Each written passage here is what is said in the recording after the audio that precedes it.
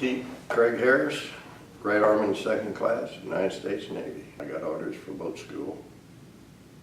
Yeah, I got transferred off and went to Vallejo, California, Mare Island is where I took boat training.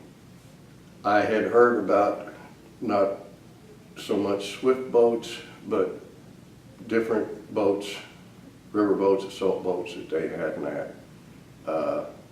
Hovercraft caught my attention. I think they tried them over there for about 6 months and decided they weren't going to work. So yeah, I guess you could say I volunteered. At times it was rough.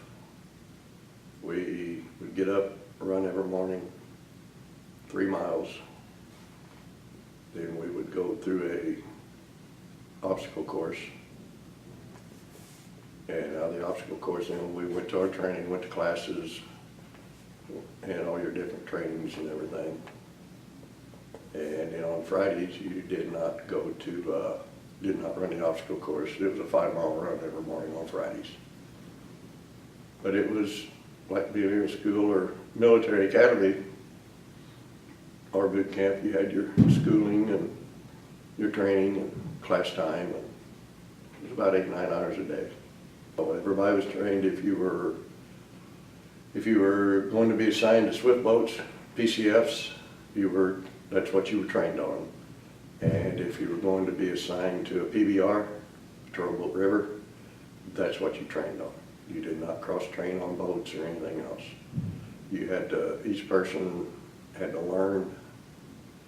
I was the radarman, which therefore I was supposedly radar, radio, and electronics was what I took care of. Gunner's mate took care of all the weapons, ammunition, all of that. Engineman took care of the engine. Quartermasters took care of all the steering, charts, helm, all maneuvering and everything. But everybody had to be cross-trained into everybody else's rate. Fortunately, the crew I trained with at Vallejo, at Mare Island, we stayed together when we first went in country. 99 out of 100 times, people were just sent to fill in billets in different divisions on different boats, or if I'm going to assume that COSDIV 12 says, hey, we need 8 people, they just grabbed 8 people and said, you guys are going Quignon, or you guys are going to Nabe, or you guys are going to Antoy, or you guys are going to Sea Float, you guys are going to Da Nang, and that's where they shipped. So when you got into your division, and division commanders said, okay, you're on this boat, this boat, this boat needs 2 people, this boat needs 1, That's the way I'm assuming, not being in command or anything, that's what happened. We were very fortunate, our whole crew stayed together. At the time it was Don Hammer, was my ONC. I was the radarman. Larry Barney was our quartermaster. Steve Weekly was our gunner's mate.